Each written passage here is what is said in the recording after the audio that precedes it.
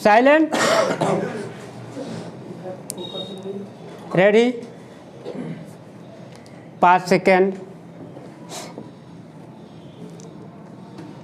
Start. सभापति महोदय, इस समय विश्व में आर्थिक महाशक्ति के रूप में जापान की स्थिति परस्पर संबंध के व्यापक मामलों में जापान के साथ हमारे द्विपक्षीय सहयोग को बढ़ाने के लिए प्रेरित करती है। हमारा विश्वास है कि यह शांति एवं प्रगति का एक महत्वपूर्ण कारक है। दक्षिण पूर्व एशियाई देशों से हमारे पुराने सांस्कृतिक और द्विपक्षीय संबंध रहे हैं। यह वह क्षेत्र है जिसने बहुत ही कम समय में तेज़ी से प्रगति की है। मेरी सरकार द्वारा किए गए प्रयासों से इस क्षेत्र के साथ हमारे पारस्परिक आर्थिक क्रियाकलाप को सुदृढ़ करने के नए अवसर उत्पन्न होंगे। मेरी सरकार आसियान और इसके सदस्य देशों के साथ अपने संबंधों को सुदृढ़ बनाने को प्राथमिकता देती है। हमें आशा है आसियान के साथ हमारी क्षेत्रीय वार्ता जल्दी शुरू होगी। पिछले दिसंबर में हुए शिखर सम्मेलन के बाद आधुनिक विश्व में एक सुदृढ़ राजनीतिक और आर्थिक सत्ता के रूप में यूरोप का प्रादुर्भाव एक महत्वपूर्ण घटना है।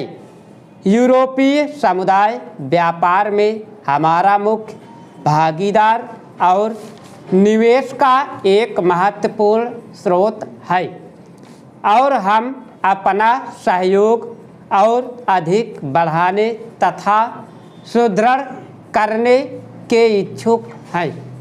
हमारे और प्रधानमंत्री का सबसे पहला विदेशी दौरा जर्मनी का था, जहां उन्होंने जर्मनी के नेताओं से दोनों देशों के पारस्परिक महत्व और सहयोग के अनेक विषयों पर विचार विमर्श किया। हमने फ्रांस और पुर्तगाल जैसे अन्य प्रमुख यूरोपीय देशों के साथ भी उपयोगी वार्ता की। शीत युद्ध के अंत में हुई घटनाओं और उससे संबंधित मुद्दों के कारण हुए आमूल परिवर्तनों से यह निश्चित है कि यह नया स्वरूप संघर्ष विरोधी संदर्भ और व्यवस्था की संरचना में उत्तरी दक्षिणी देशों के संबंध एक नया रूप धारण करेंगे।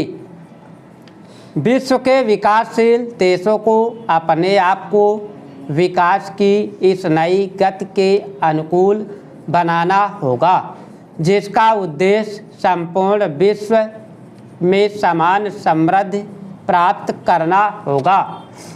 खुशहाल एवं संतुष्ट मानव जाति के इस स्वप्न को साकार करने में विश्व शांति और व्यापक निरस्त्रीकरण का महत्वपूर्ण योगदान होगा। भारत इस स्वप्न को साकार करने का भरसक प्रयास करेगा। इसी प्रकार बहुपक्षीय स्तर पर भी हमने प्राथमिकताओं की समग्र संरचना के भीतर ही अपना सहयोग प्रदान किया है। गुटनिरपेक्ष आंदोलन अत्यधिक तेजी से होने वाले विश्वव्यापी विकास के अनुरूप हो रहा है। हमने इसकी अस्थायी प्रासंगिकता के प्रति अपना विश्वास पुनः प्रकट किया है। इसके सिद्धांत में राष्ट्रीय निर्णय लेने की स्वतंत्रता आज जितनी प्रासंगिक है उतनी पहले कभी नहीं थी। G15 और राष्ट्रमंडल शिखर सम्मेलन जैसे अन्य बहुपक्षीय मंचों पर प्रधानमंत्री ने न केवल महत्वपूर्ण मुद्दों पर हमारे विचार व्यक्त किए बल्कि बहुपक्षीय कार्यसूची के विकास संबंधी मुद्दों की प्रधानता और महत्ता को पुनः स्थापित करने की आवश्यकता पर भी बल दिया। स्टॉप। अगर तुम लोग नए हो तो सब्सक्राइब करो, वो जो लाल वाला बटन है उसके साथ सूर्य नमस्कार करो या फिर अनुलोम विलोम, मुझे नहीं पता, बस क्लिक हो जाना चाहिए। अब मैं भी